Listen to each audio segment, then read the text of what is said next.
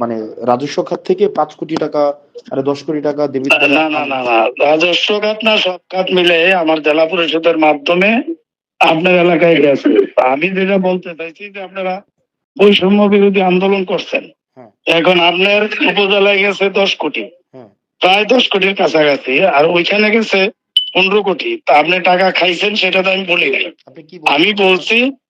আমি বলছি যে ডেভেলপমেন্ট ওয়ার্কে আপনারা 2 উপজেলায় নিয়ে গেছেন 25 কোটি। তো বৈষম্য বিরোধী না না, ওইটাই বলছি। এটা হয়তো মিডিয়াতে পুরোটা হয়তো আসে নাই আর কি, সেটা হইতে পারে।